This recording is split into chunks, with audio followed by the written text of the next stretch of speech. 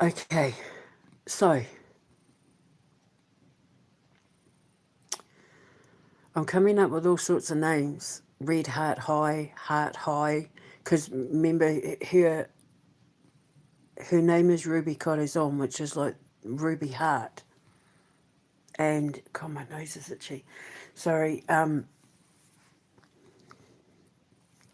Heart High, Ruby High. I don't know.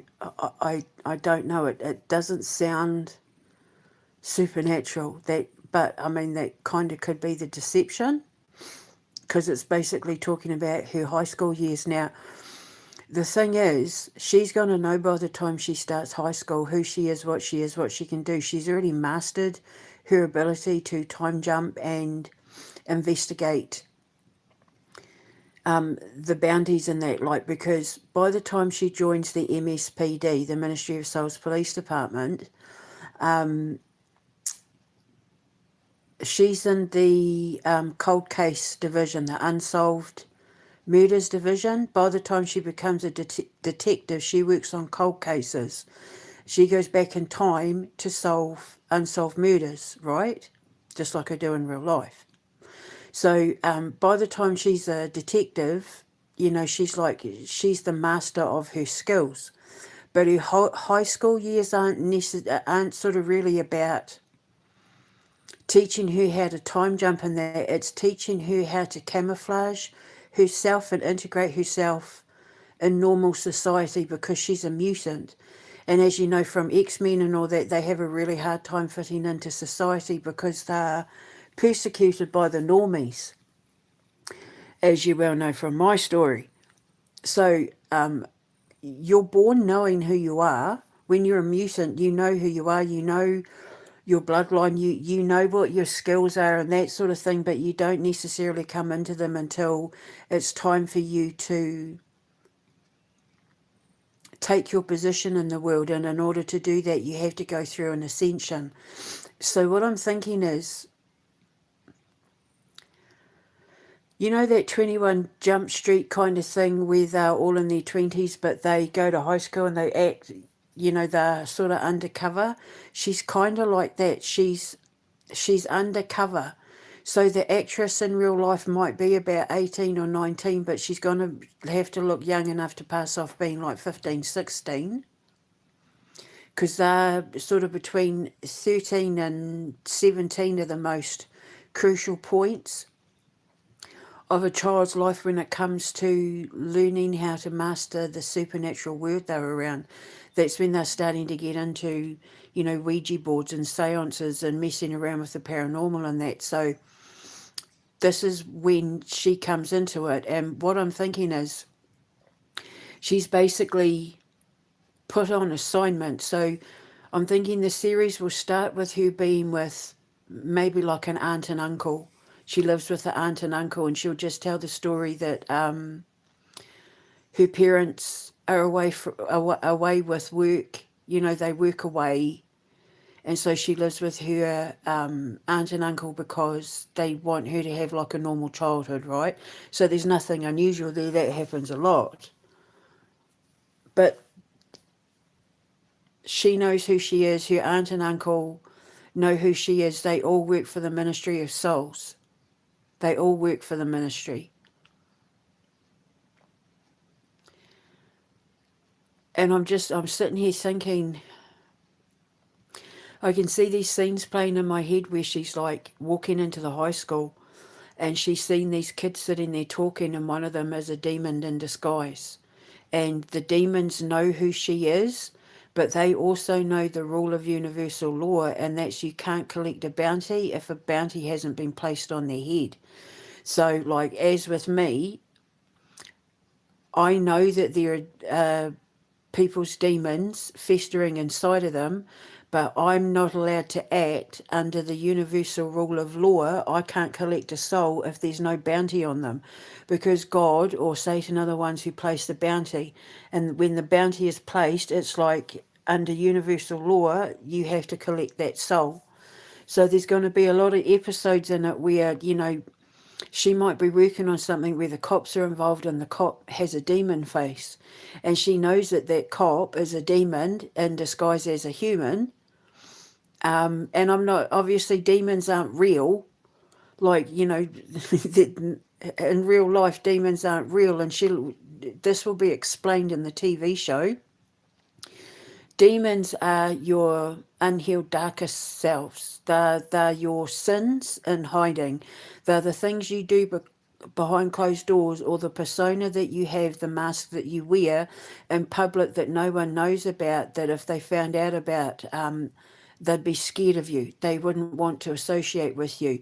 You're either like committing sins behind closed doors. I mean, we hear it all the time throughout history and on the news and that.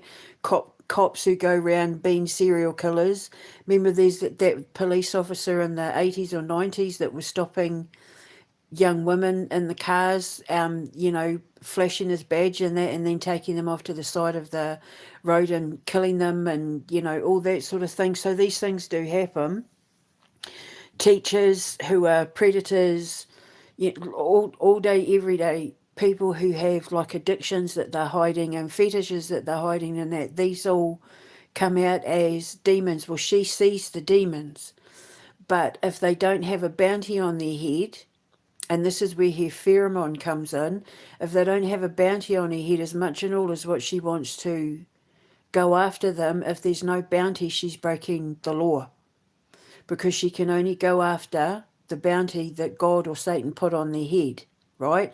So the whole episodes in that, you'll see normal, like people, just even like little old grannies and granddads and that, walking their puppies, walking their dogs, who will have a demon face. And they'll know exactly who she is, and they try to avoid her, or they keep their head down. And, you know, it's like they don't know if the sword of Damocles is going to drop over them, and one day she's going to have to hunt them down, sort of thing. So that can be like added into the whole storyline of the TV show, because, I mean, that's my life. I'm around people in my real life where I know the second the bounty is put on their head, I have to go after them, and the law will be brought in, or God will be brought in, karmic justice will be brought in, and they'll have to feel the full force of karmic law. And karmic law is universal law. All laws are made up of universal law. Karmic law is universal law. And even like martial law and common law and all that is made up of karmic law, universal law, but even the justice system gets it wrong. And that's where I come in, because I'm a karmic judge. So if I see the legal system getting anything wrong, I'm obligated under universal law, under God's law, to correct it, which is why I'm holding these cops and that did that to me accountable for what they did, because they break the law and they have to feel the force of karmic law as a result. They'll be held accountable for it, sort of thing, because like I've been saying before, one of my absolute pet peeves is I cannot stand people in positions of power, or people who have taken an oath to uphold the law, who then break the law. I can't stand that. It's like one of my bugbears. It irritates my dorsolateral prefrontal cortex. I can't stand people in positions of power who break the law, especially if they themselves are in government or the law, like doctors, lawyers, police officers, judges, that sort of thing. So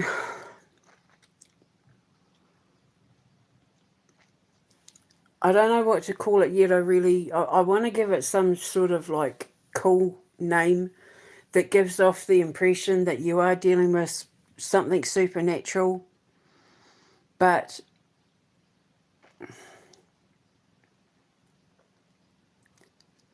the storylines are going to be based on cases that I've worked on and things that I've had to deal with in my life as a soul collector. But she's going to be a young version. I know exactly what I want her to look like too. If I'm destined for America, I want her to be Latino. If I ended up in somewhere like Russia, I'd want her to be maybe Mongolian or Siberian. She has to have dark features. And I might end up having to change her name, but it's just, I don't know how many Corazons there would be in Mongolia or Siberia, but she's got olive skin and dark hair. But because I had always thought I was moving to America when I wrote it. Yeah, she hunts vampires. The blood suckers and all of that, i.e., the adrenochrome drinkers and all that. I always thought that we were going to be in America, so I pictured her being, olive skinned, dark hair, sort of Hispanic. I mean, Corazon is. So I can change your name if I have to, but I don't know. I'm just wondering whether God isn't lining me up for America. Like he's not correcting that dynamic there. We have to wait and see. But if not, the actress has to be. It would really help maybe if she was a gymnast, I'm thinking. Because then, like her fight scenes, when she has to do fight scenes and that with the demons, just like Buffy the Vampire Slayer. So if she was a gymnast or she could do martial arts or something like that, that would be really cool. My son Thomas would be perfect for a TV show like this. And because he can do sword fighting and that, he'd be perfect. He'd be perfect as a writer and he'd be perfect as one of the characters. This would be a show right up his alley. So I can see you. She's about 5'6", 5'7", long dark hair. Yeah, and she can either do gymnastics or martial arts. And then we'll have to get stunt people in to coordinate the fights, and she can have, because she has a sword. It's an invisible sword, but when she pulls it out, they feel it. Because obviously she's a demon slayer. Think of Van Helsing in disguise. So nobody in her little community, which would all be shot around fire, using the studios and that for the indoor scenes. Nobody knows that she's a demon slayer other than her auntie and uncle. And are they really her auntie and uncle, or are they her assessors, her den parents while she's going through camouflage training? Because she grew up with Persephone and Hades in the underworld. So by the time she starts college and she's let out of the basement, she's got to learn how to integrate into normal society, and that's what her high school years are. So the first episode will be her in the underworld getting ready to go to the above worlds with her parents and her mother being all worried, and her father, because trust me when I say Hades is exceptionally overprotective of his little girl. So yeah, she's daddy's little girl. So yeah, and then her sort of the portal to the underworld opening up. She's her stepping through it to land, to step up onto the steps of her guardian, her aunt and uncle's basement, walking up the steps, opening the door, and then the episode begins. And yeah, maybe that will be the introduction to the show. The show starting with the first few scenes of her leaving the underworld to step up out of the basement to take her role as a high school student to learn how to integrate with normal society. So sometimes there'll be episodes where she forgets she's not human and she'll do things that are so underworld and people will kind of look at her like, what?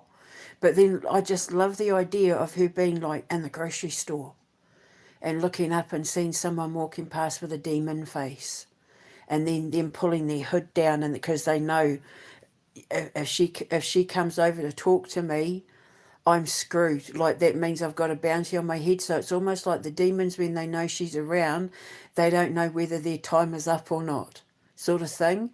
And so they keep their distance from her. Because if she pulls you into her orbit, she's getting ready to drop the sword of Damocles. And that's going to be the name of her sword. How cool is that? Her sword is going to be called Damocles, and it's invisible, and you only know it's there when she pulls it out of its sheath.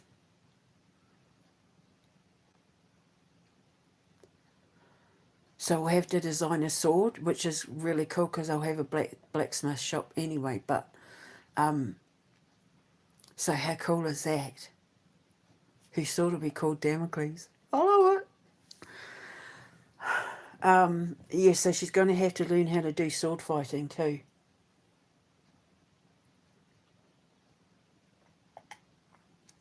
But if she can do backflips and splits and things like that, that would be awesome.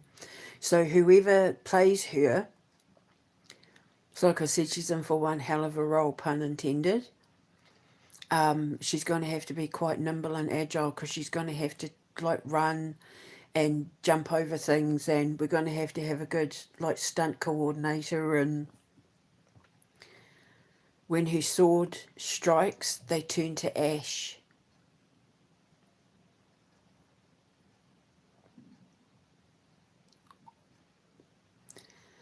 And if it's at the school,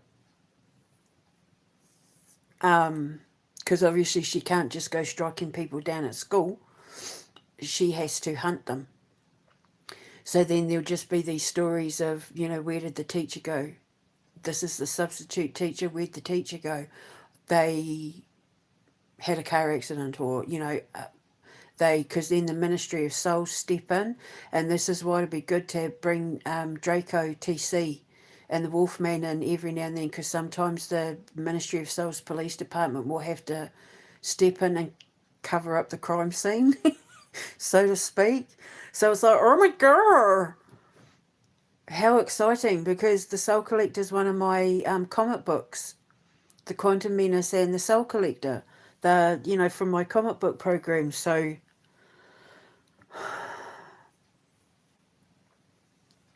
I just need a name. And then we can film it all on location at Fire.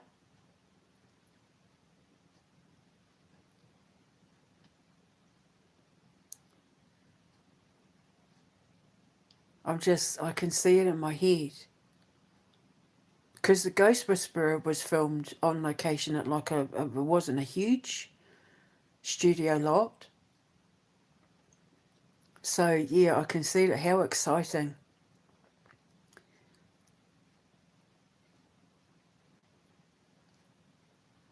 Sometimes she'll have to step back in time. Because in order to collect the bounty, she has to gather their story in order to fit the motives and crimes together to prove, to definitively prove that that person that she's looking at is the one she's meant to go for, which is why she's got her pheromone. And her pheromone doesn't let her take a soul if she doesn't have all the facts yet. Because sometimes you can think you're after someone and it turns out that's not who you're meant to be collecting the soul of. They could be innocent. They just could be people who are masking wounds and stuff. That was a big thing for me in the beginning. There's a difference between demons of the wounded and demons of the sinner. And the pheromone for me, which was my familiar Ghibli, because he looked like an angel, but he was a psychopathic asshole. He was a mummy's boy. He would have been so happy if I carried him round in a baby pouch all day, every day, and just worshipped him like a god, and he worshipped the ground I walked on. But if you tried to pat him for longer than a second, he would get overstimulated and start biting and but it was out of love, but he was a psychopath. Like, even my boy Gabriel said he gave him PTSD.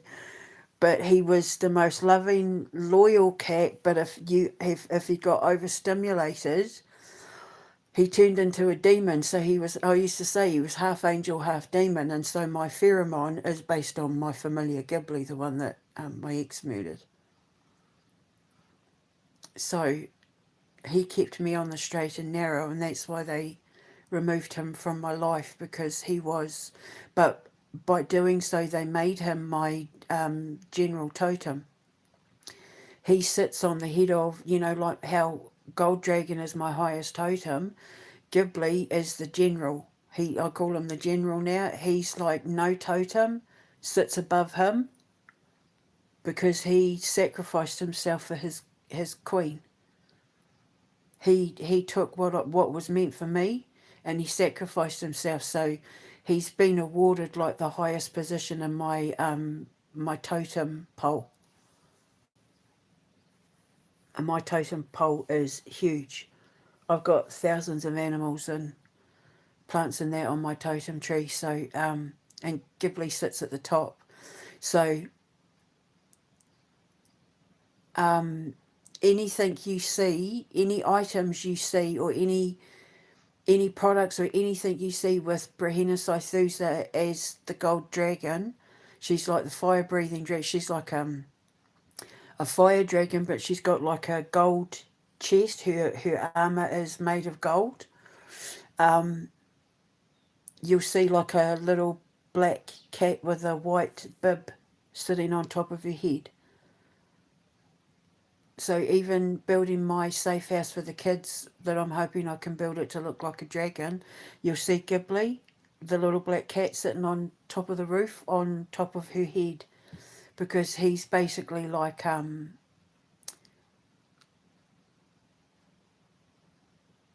I put it? He's got the reins. He takes the reins and guides my decision making when it comes to demon hunting.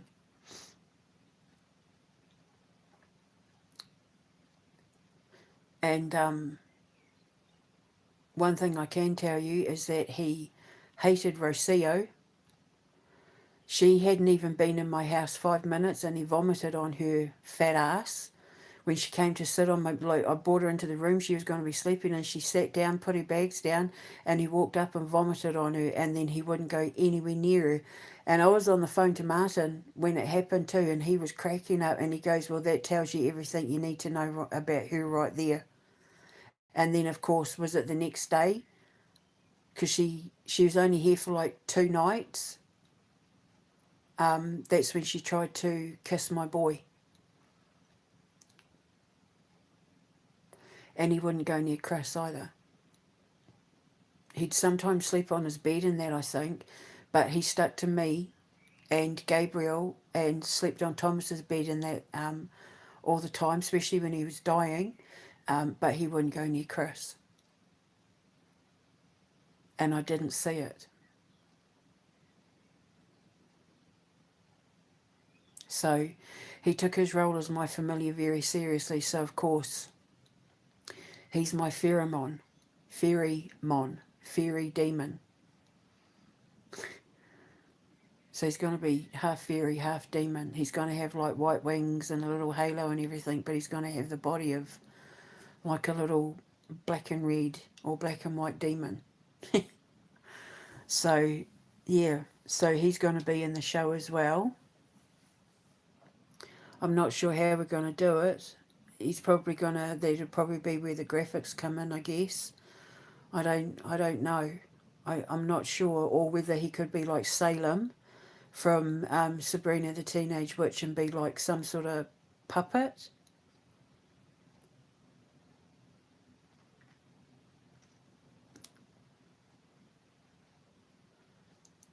This is why I need my writing crew.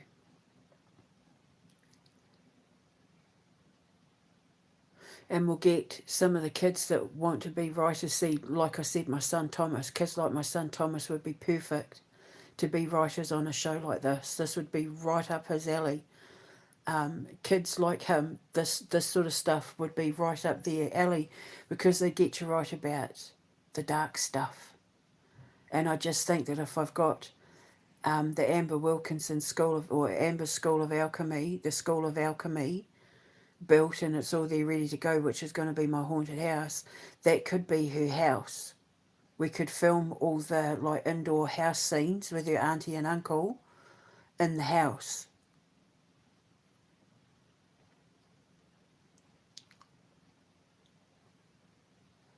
I've got so many stories.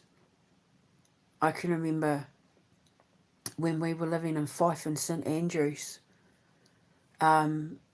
Gabriel was only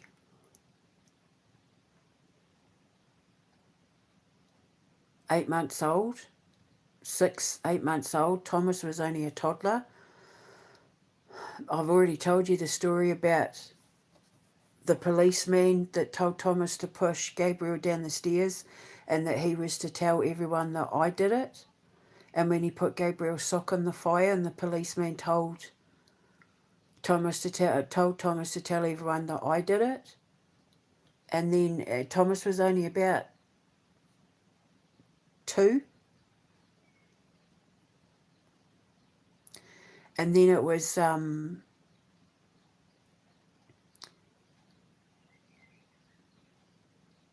Big Nana, the army man, and his friend Johnny came to him one day and said, "Don't worry, we're going to look after you, we're going to take the bad man away." And he said that the ground opened up and the policeman vanished and he never saw him again. And when I kept pressing him for questions, it turns out that Big Nana, I knew who Big Nana was because that was literally my Nana's name. My Māori Nana, we called her Big Nana, and my Arab Nana, we called her Little Nana. Or Sitdi, but Big Nana, Little Nana, because my Māori Nana was like nearly 6 foot tall. And he literally said Big Nana, and that the army man would sit and play with him with his Star Wars toys, and sometimes he would bring his best friend Johnny, and that was my dad's best friend's name, was Uncle Johnny. He got killed. He got run over by an army jeep. I think he had a heart attack when he was out jogging or something and got run over by an army jeep. And then I realised the army man was his koro, his granddad. But while all that was going on, I got woken up to my cat, Ghibli, growling at the window, at my bedroom window. And when I went to the window to see what he was growling at, there was like this black mist. It was this jet black mist kind of hovering over the driveway. Like I realised what it, like later on, when all the shit kicked off with the landlord and that, I knew what it was, then like sending negativity our way.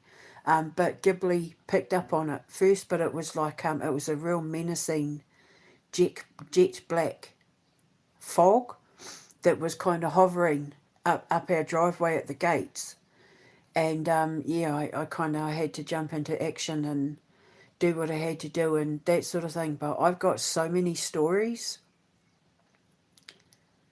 that I can bring into this that are based on real events. Some of it will be artistic license, but a lot of it's going to be based on real events. But everything in it will be true, as in like when she's having to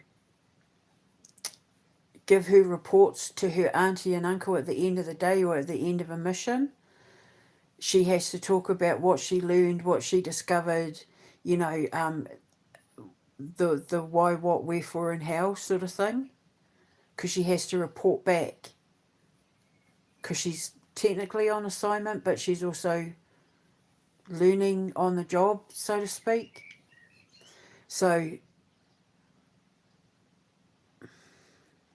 and it's basically teaching her how to deal with the human world, blending in and fitting into the human world, so that they don't know that she's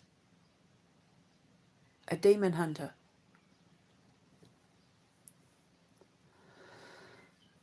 So she can go after, getting reports of kids doing black magic and stuff like that, and she goes to investigate it and they've got no demons on their face. So it just means they're curious.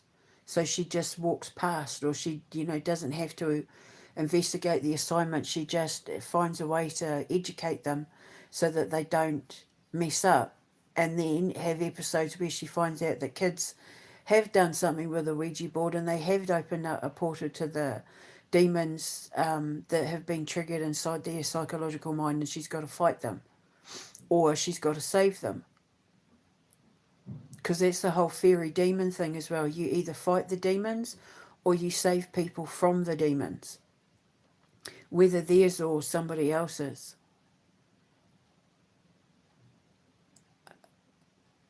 I love it so much. I love what I do. I love it because it helps recorrect the balances on the karmic scales. We evolve faster when we recorrect the things that we got wrong in the course of human evolution, and that often means having to recorrect the wrongs that people believe about the past, like thinking that Satan's the bad guy, like thinking that Sirhan killed Robert Kennedy, that sort of thing. These are the things that need to be corrected.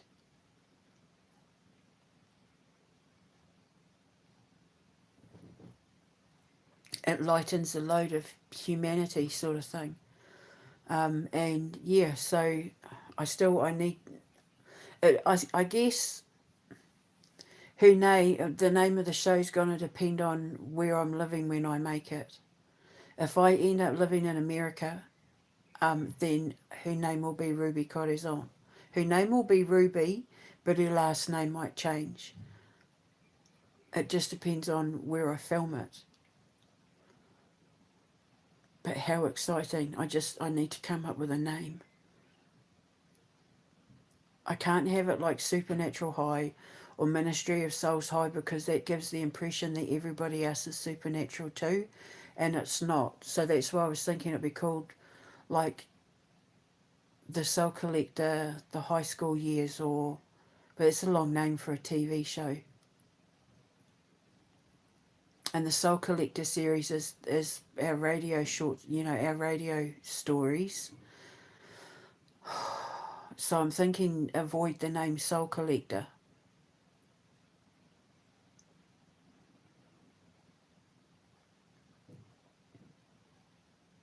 It'll come to me. But I love the name that I love the fact that the name of her sword is going to be Damocles. Anyway, so I'm going to go and think some more. This is getting so exciting. I love what I do. I need to hurry up and get out of here so I can sit and write all of this out. And then I can hit the road and do my talent show thing and find all my actors, my voice actors, my actors, my singers, my musicians, all of it. I can't wait to hit the road. That's the part I'm looking forward to the most, other than when I actually find where I'm going to build and get it all built and open it all up, because my production company, my games company, my IT company, they're the ones that I have to start first and foremost. Without them, the others can't come into play. And then we can, start making the movies and the TV shows and the games and all of that next, while I'm out finding all the actors and musicians and, that can all be getting built and done and set up and created behind the scenes. I can't wait to hit the road and start finding the talent. because I just know, I love the idea that there's people out there right now who are like working for the council or in the police or a nurse or a teacher or working in a supermarket, or they might just be a housewife who's used to putting on silly voices when they read stories to their kids, who are about to step into these roles that are going to make them icons. Like Miss Jodine and Ruby, and they're going to be iconic characters for people when the bell breaks. My soap opera actors, and they have no idea that at some point something's going to pop up on social media or on their local radio station or on their local morning TV news or something, morning TV news show, and I'm going to be sitting there talking about I'm looking for actors between the age of this and that, who, if you can do silly voices, maybe they work in a Chinese takeaway, maybe they have a hot dog stand or something, but they can do really good voices. Like, come along, even if you think this one voice doesn't mean anything, it could end up being worth gold. And then they'll come along and they'll be the perfect voice for my cartoon characters in the Superhero Toy League, or they'll come along and be the perfect voice for, God, any of them. You know what I mean. Or the perfect character to play, my lady in When the Bell Breaks, or any of the characters in my soap opera or my operas. And they have no idea that they're about to step out onto the world stage and make themselves iconic. Because we all make history together. So I can't wait. Plus it means I get to travel around, to go from county to county, state to state, region to region, country to country, in my little audition wagon. And then we can record it all and put it up on my channel, and then I can take all my social media down and start all again, where it's just promoting fire and what we're doing, and drawing people in, creating jobs. People can go to our website and look at all the jobs that are going to be available, the ones where they'll be able to work from home and the ones where they might need to immigrate. It all just depends on migrate. It all just depends on where God's sending me. It's getting exciting. So there we go. So we'll see what happens next. I need to come up with a really good name. The characters in that are going to be phenomenal. How exciting. Anyway, so there we go. So we'll see what happens next. Ka kite. Mwah.